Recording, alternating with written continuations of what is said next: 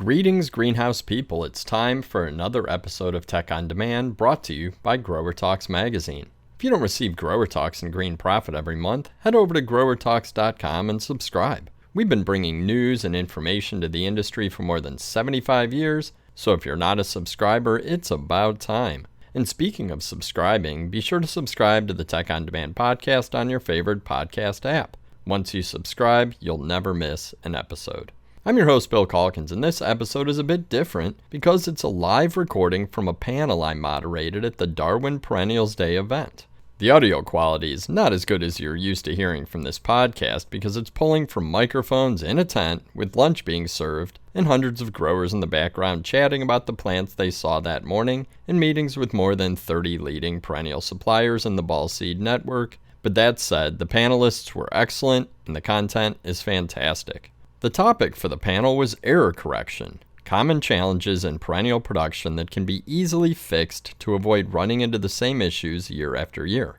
The panel included Chris Fifo from Darwin and PanAmerican Perennials, Drew Koschmann from Walter's Gardens, and Nathan Jahnke from Ball Seed Technical Services.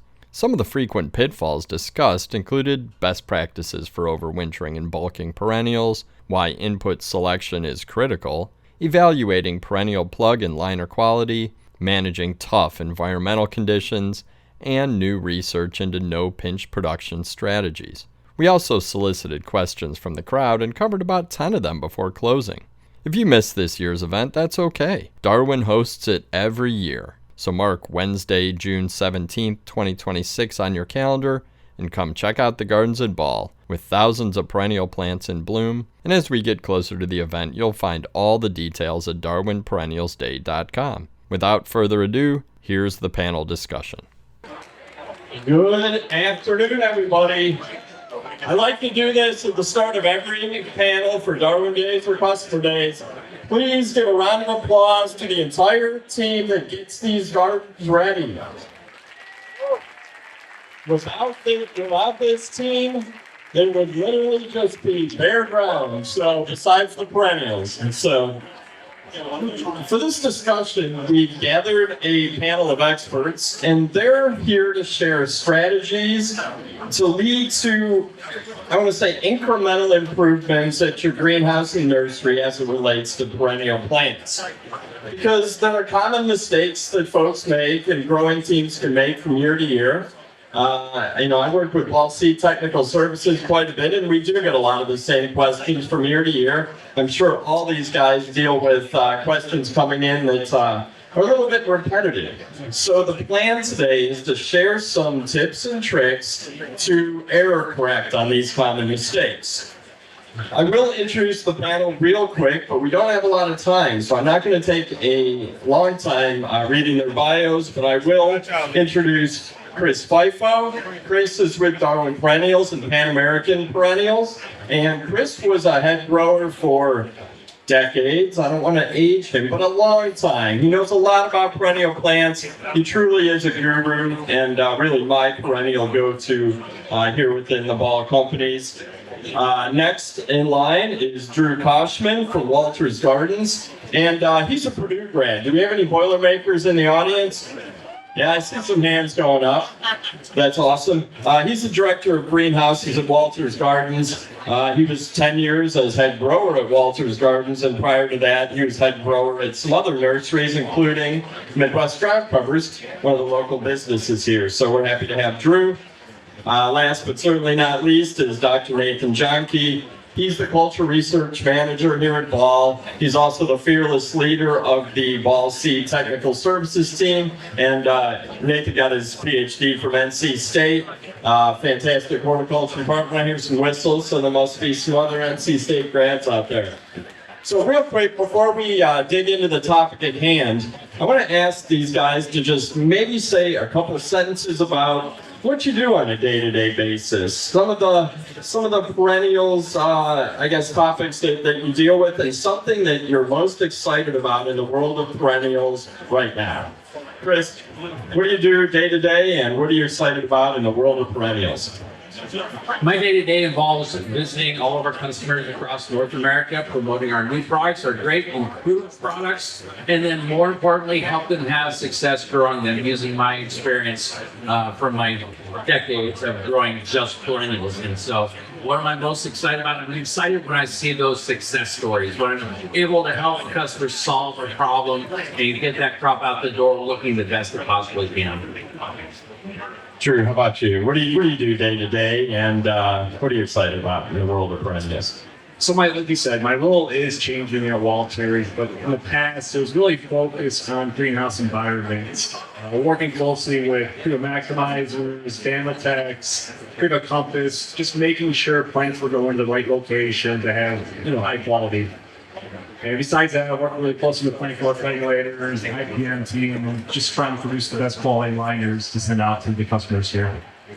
What I'm really excited about is I really love where our internship program has gone and just seeing the next generation coming up. I think there's a lot of work that could go into like AI and see where that leads, and just seeing how they are able to help us manage our greenhouse environments and help us navigate through Teams or Google Docs. It's just been really exciting to see that and witness that.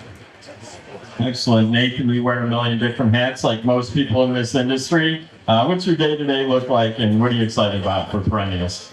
So constantly troubleshooting issues and challenges with in production or in the greenhouse, hearing what everyone's having out in their businesses. We bring that back here at Chicago, do trial and greenhouse to develop solutions. So hopefully you don't have those anymore. And what I'm really excited about is the collaboration and the teamwork that we have at Hall and with our customers to help develop solutions, not just new varieties, but varieties that are easier to grow, new forms, all of those techniques that we can provide for our customers to make your lives easier. Excellent, excellent.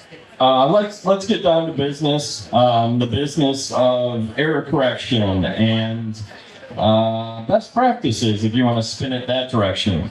I'm going to start our first topic with Chris, but I'm sure that Drew and Nathan will have thoughts to share as well. So in early spring, growers frequently run into the issue that overwintered plants haven't bulked up like they should. Has anybody ever dealt with that out here in the audience? Yeah, I see hands going up. This is not an uncommon challenge. Chris, what can you tell us about this problem? What are some signs to look for and maybe some strategies to correct this issue in subsequent years? Well, first of all, what's our goal with that summer bulking, and what are we trying to accomplish? We're trying to get the maturity on these perennials, and you need to give them enough time to be able to get that maturity. And what I'm looking for is, like, by the time we are getting into the end of September and early October here in the Midwest area, we're looking to have a very strong root system. We're talking fully rooted and wrapping around the bottom, good strong crown on the plants. For the overwintering, we're not really concerned too much about how the plants look.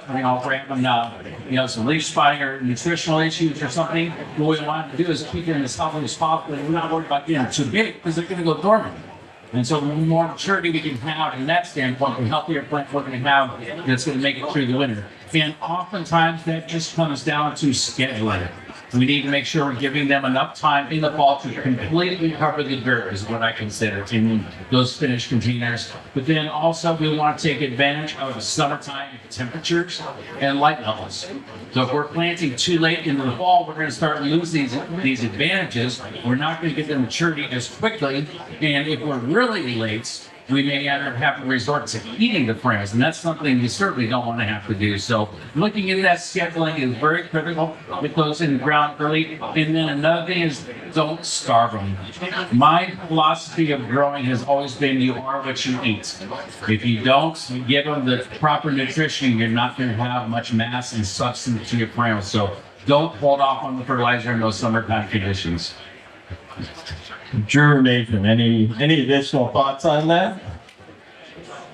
All great comments, Chris. And a couple things I would watch for too, and I've seen this before, is understanding what the state of the plant is going into that vernalization, where I've seen hostas or echinaceas in flower starting that vernalization. Well, the following year, that flower comes up, and first thing to come emerge and grow. Then how to manage a situation like that, and what we would typically do is, let that growth come back up the following spring, just remove that flower bud to allow for better eye development and growth being pushed that way. Another key thing to watch for too is just planting depth as you're planting perennials going into the end of the winter, and just making sure you got the right depth going into the winter. Excellent, excellent. Drew, I'm coming back to you for question number 2. I know over the course of your time you've worked with growers quite a bit to help them select the best inputs. And that's one of the values we have here at Darwin Perennials Day, is that we have perennials produced from all different inputs. So when we talk about maybe bare root or plug, the form can make a big difference in production quality, even profitability, and a whole lot more. Can you talk a little bit about the benefits of different inputs and how the folks out here in the tent and the folks on the growing team can make the best decision when buying material? So Walter's actually started by growing bare root, and over time it got into plug production. And so with the bare root material, it's grown out in our fields for 1 to 2 years in some cases before it's dug, divided, and sent to customers for planting in gallons. There's a lot of great plants that perform very well from bare root. For example, like Amsonia, Bernonias. A new one we've been trying to tackle is Spigelia. Planting that bare root piece in February, March, or April really allows for you to start your production schedule a little bit sooner and eventually get in the line of production. The bare root pieces will emerge with a lot of nice eye growth and finish that container really quickly. But in other cases where you plant Vernonia from a 72 into a gallon, you may have to grow it out to a full year before you can sell it the following year. So bare root, it works really well. It can turn crops really quickly, produces a lot of nice eyes as you're planting them. Just got to pay attention to that planting depth, and don't be afraid to trim some of those roots as you're receiving the bare root material. For hibiscus, bare root is rather large, and how to get that into a finished container, and really recommend growers to trim them down 3 to 4 inches to allow for that crown to be planted at a proper level. So really pay attention to the depth you're planting the crown. Make sure you get those roots with good soil contact and not exposed roots. If planted right, they'll finish really, really quickly for growers. Okay. Do either of you guys have anything to add to that, or? I guess I just echo that with the plug, right? Planting depth is super important. That you plant that plug too deep past the crown, you're not going to do it well either. So contact, same thing. But maybe irrigation management, while both are very important, but maybe you need to watch out for that a little bit more, because we do have that root ball that's going to dry out very quickly where I'm very plant we wouldn't. So I think it's just thinking about your inputs and what you need to do in control for to make sure that's successful.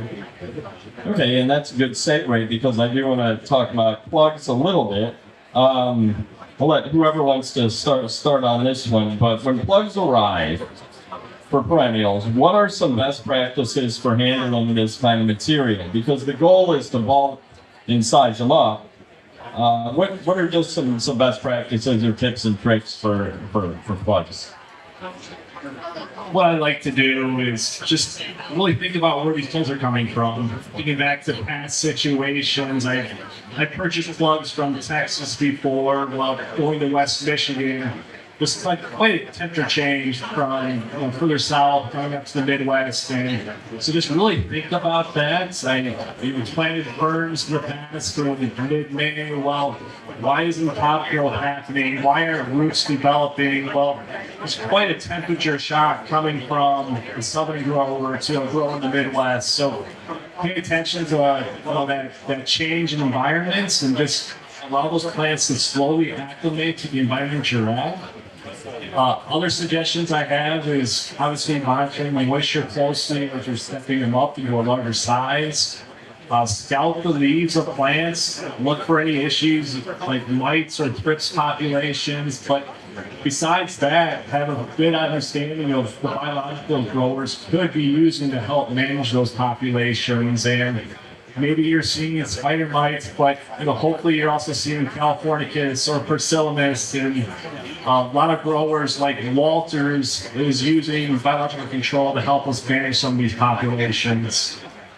Other suggestions is just to save the plant as you're planting them. Really trying to keep the plants vegetative and minimizing that flower development as you're planting the larger container. So you really want to build that out real quickly. So we're pinching echinacea flowers as we're sending out to customers. We're trying to minimize flower development and rudbeckias. Other general are a little more forgiving, like Dianthus and Veronica. The flower buds are present, they'll still finish a gallon pretty quickly for you. These are just some tricks I would look for as you're planting Clementura. Chris, any plug tips over the years? A lot of great tips there, especially on the pest side. Yeah, you scout your plants. So, like I said, where they come from is going to make a difference on the seasonality of the different pests. So you may be in northern rural where you're buying plugs in from, say, Texas or California, and in the wintertime, well, they've got active crick populations that time of year. You're not really expecting that in the northern areas. So always be aware of that. You don't want to bring anything unforeseen into your greenhouse. But I do like the acclimation phase. I do like the idea of, obviously you want to unbox your and get this off pallets however they're coming right away. But I do like, give them a few days on the bench to acclimate. It gives you an opportunity to evaluate them as well as far as plant health goes. Another point to point out here is also expectations on arrival of your plugs. Now, granted, some of these are going to be boxy or bounced around from FedEx for a while, so manage your expectations of what kind of condition your plugs are going to come in. Always know your driver who's ordering those to your place. That's always a good thing to know. But my history, a lot of it was growing fertilized perennial liners as well. So we were shipping dormant plugs in January, February, March. So again, manage expectations. If you're ordering dormant liners or poultry liners, understand where they're going to begin. They're going to look dead, and you're going to have that foliage in there. And so understanding that point of it, so you're not shocked when you open the box. But then again, acclimation period. Sometimes the fertilized liner is not going to have any top growth on it at all. You may question on whether it is a viable plug. So an option here then is to leave it on a bench until it does break dormancy. Give it some warm temperature in that liner tray and wait till you see the fresh growth coming there. Then you're going to ensure that viability and have the uniformity and consistency in your finished containers. Especially if you're doing a spring plant with a fertilized liner, say we're going into a gallon container, maybe going into an unheated greenhouse.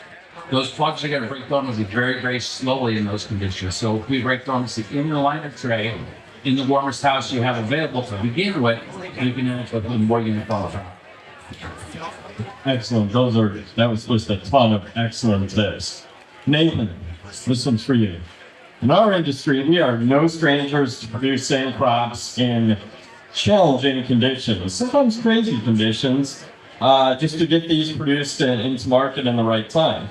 Environmental conditions. But sometimes we underestimate the impact stress can have during production. I know that you do a lot of research into this and have looked at this for a while now. What are some of these stress impacts that can limit perennial plant potential and maybe how to overcome them? I know it's a huge question, but there got to be some top of mind parts. Yeah, we don't have time for a whole seminar on this, but so I think back to those factors of plant growth: water, nutrition, temperature, light, and air, or called gas exchange. And so when you're thinking about challenges in these areas that plants are going to face, abiotic stresses, what we call those, things that are not pests or diseases, we think about those as being stressful for our plants. So that means too high of light intensity. We've been talking a lot about plugs and Beirut. We don't want too high of light intensity that's going to disturb our plants. So things like shading are going to be very important. Make sure those inputs when they're coming in use. Heat stress, also very helpful for those liners or bulk material over the summer. So what can you do to reduce the temperatures? If you're outdoors, you syringe the plant, that's great. But then we also need to consider the water stress. Are we creating a conducive environment for a disease? Because now we the leaves wet. You don't want those plants going to bed with it. So there's all these things you can review, but make sure you're not creating another problem when you're addressing it. And the last one is temperature. If you're shading with this version, you can reduce that temperature because plants eventually will stop growing when it gets too hot. Around that 85-degree mark, plants really slow down, especially if that's the night temperature. Plants will stop out. Also, if it's too high in light, they can only use so much, right? Food is great, but if you eat too much, you don't feel good. It's all the same way. They get too much light, you can't use it all. They'll actually burn themselves out. Well, does anybody have anything to add to that? Or I can go a little bit deeper into producing perennials when it's super hot out and getting roots on some of these young plants is a challenge. Chris or Drew, how do you work with growers to maximize quality and minimize losses in summer production? Summer production is always challenging under heading. First of all, avoid them if you can. But there's some of those crops that require cold treatment, and we want to overwinter those in the finished container. So we have to do that summer propagation. Iberis, Albracia, creeping phlox, our new candy cloud phlox. Some critical crops there that we have to propagate in the summertime. One great option, I mean, mainly watch how much mist you put on crops. If it's so warm, your tendency is to over mist and then therefore oversaturate immediately. It's not so much the water on the leaves that's going to hurt you, it's going to be the water in the soil that's going to really delay the rooting. And so to help mitigate that, a better drain medium can really help. I've seen some growers that will go up to 50% on the drainage on the perlites and have great success because that water's flowing right through. Obviously, empty production is going to create other concerns as far as drying out too quickly, but that moisture in the media is going to be a critical factor in the summertime. One thing we can help to do is, the faster we get the cuttings off the mist, the better off we're going to be. And so Darwin Columbia is offering a callus cutting program.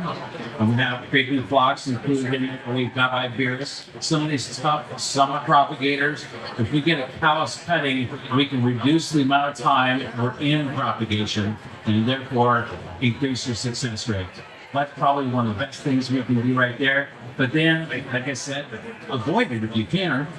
Go with first-year flowering perennials. Use our first-year flowering tool, propagate in the springtime or late winter, and not even deal with the summertime conditions if you don't have to. There you go. Drew, any experience producing perennials in the middle of summer? Yeah, of course. At Walters, we're receiving plants throughout the year, so we don't have the luxury of only doing propagation the months of February, March, or April.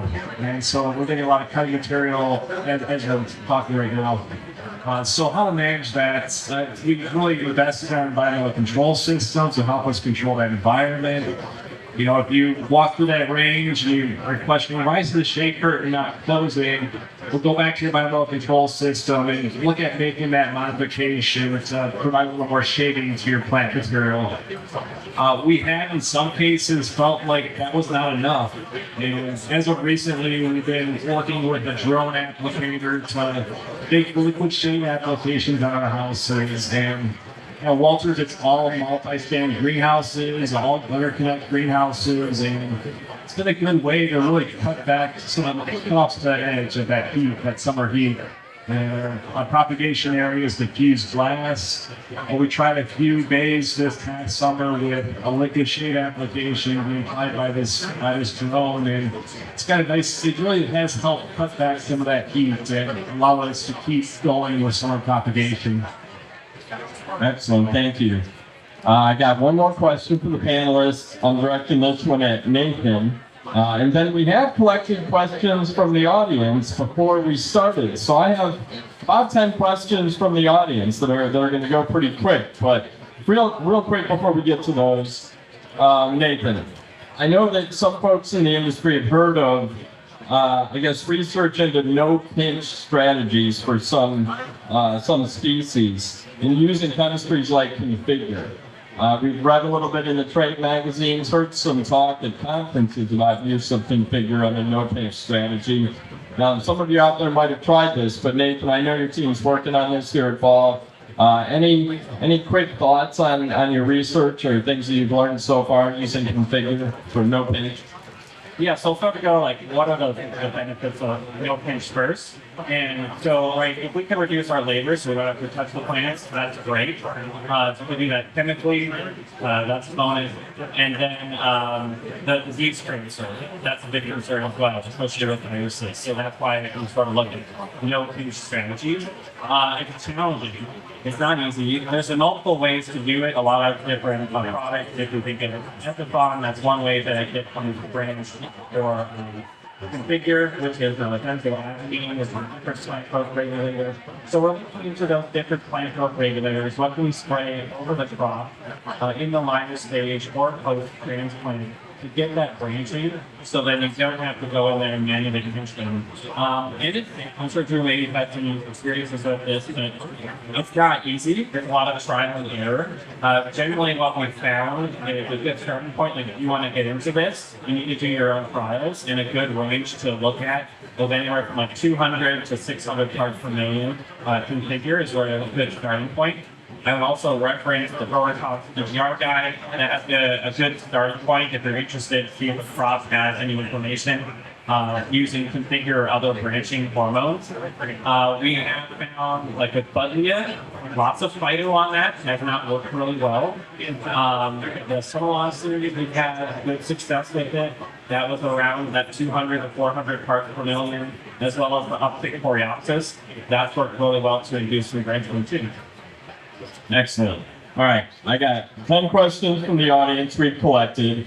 I'm gonna just throw these out there, kind of quick hit questions. So whoever wants to take them, go for it.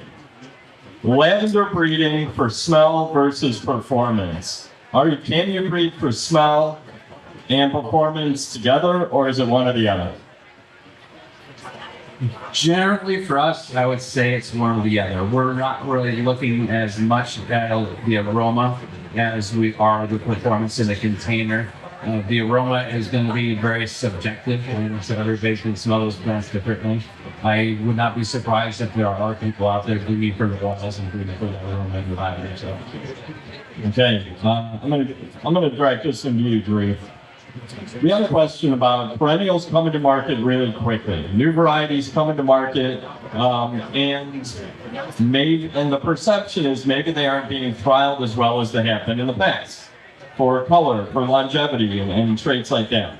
What are breeders doing regarding trialing? Is it the same intensive trialing as we've always done? Is it kind of a quick path to market? What do you see when you look at new varieties coming to market?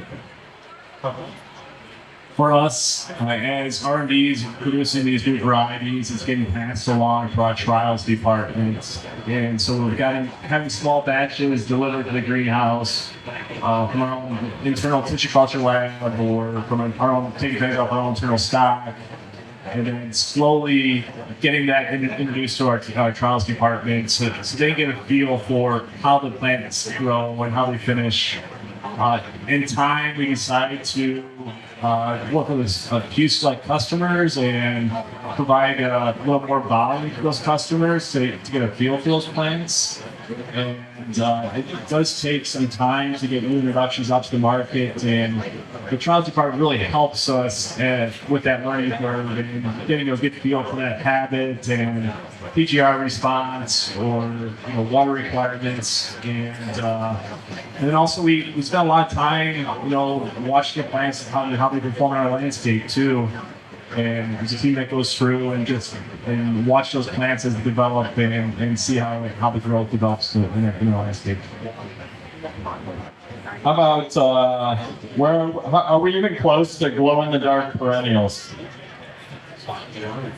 Well, I think we all know the firefly petunia right now, right? It's really hot out there.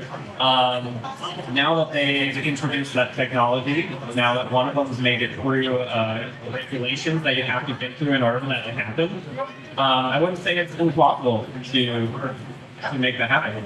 So, we'll see. Awesome. Anything in your lab right now?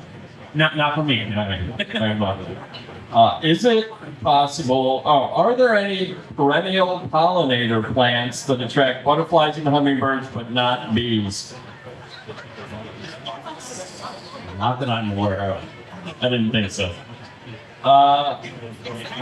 What about, are there any perennial suggestions for perennials you can plant early in the spring and then sell in the late spring? So quick turn type perennials. Where I think, like Drew mentioned, bare root, I think is going to give you one of the fastest turns that you can get out there. Additionally, that burn-wise light is usually a fast turn on that, and the turn is going to be really environment dependent. So you're going to want the temperature, the warmer you can run that, the faster your turn is going to be. How much can a perennial be cut back to have a good chance of overwintering successfully? I really feel like timing is really important, and you really want to allow that plant to focus on putting that energy back into the ground. There's root development going into the fall and into the winter. So you really work hard at setting that last trim date and allowing the plants to slowly transition from actively growing to being a dormant plant, and to really focus on that and don't trim too late this season. I've seen in the past where growers have trimmed ornamental grasses or Perovskite too late into the fall. Too early in the fall. And the reemergence the following year is pretty poor. So really focus on allowing that plant to transition into dormancy and not trimming too early. And it's a fine line there. Yeah, perennials are going to draw that energy from the leaves down into the ground, down in the roots, just like trees are drawing the energy from the leaves. So you don't want to remove that foliage until it is completely dormant. So like Drew said, trims throughout the summertime as you're bulking is just fine, but that last trim, hold off on that usually, let some foliage go into winter and draw that energy into the roots. We all know that climate zones are changing. How does this impact trialing and testing, or I guess even relabeling and things like that? Oh my, trialing and testing is really a tough one. We still do, run all of our perennials through some really good trials. We've got trial gardens and growers around the country who are trialing our advanced material. So we're mainly focused, is it going to fit in someone's production, or is it going to need special care? But then as far as the environment goes, the weather has gotten so, we're used to the extremes now.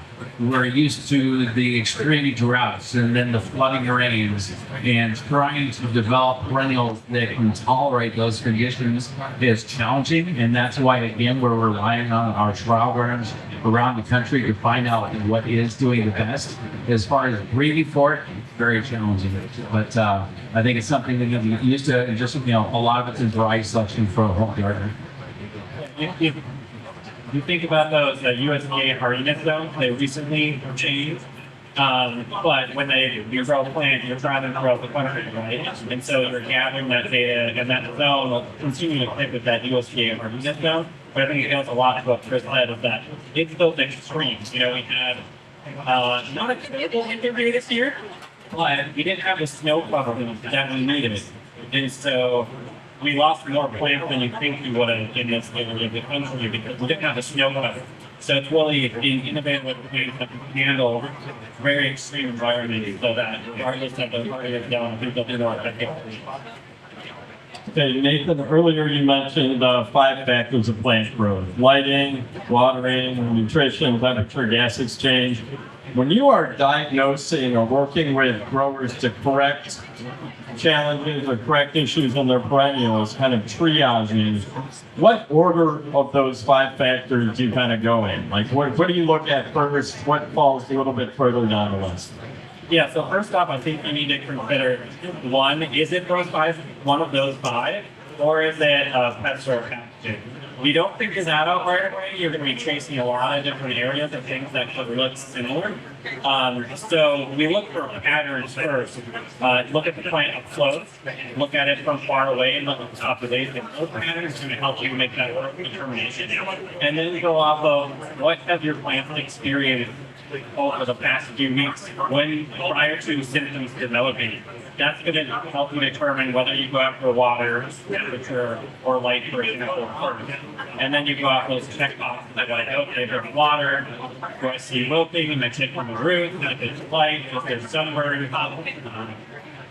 Yeah, so it's not necessarily a strict order, but it's off of what your plants will experience. Excellent. We're going to wrap it up here. I got one more question. We had a question about overwintering perennials in pots, and I think that's like in the landscape perennial home garden. Do you have any tips or direction that would help people overwinter perennials in pots, or perennials that might be easier or less risky than others? Or just don't do it? I think one of the best suggestions is try to avoid freeze and thaw as much as you can. That's what does perennials in more than anything else, I think. Beyond that, watch the moisture. You don't want to keep them super saturated throughout the wintertime. If you do get to that freezing point, try to keep it frozen. That's going to help you out more than anything else, I think. That just make sure you have a perennial that's hardy enough to be able to overwinter like that. Because if you're in the ground, you can usually go by the hardiness zone that's on your labels. If you're in a pot, you can probably reduce that hardiness by 1 because your roots are going to be more exposed to those cold temperatures.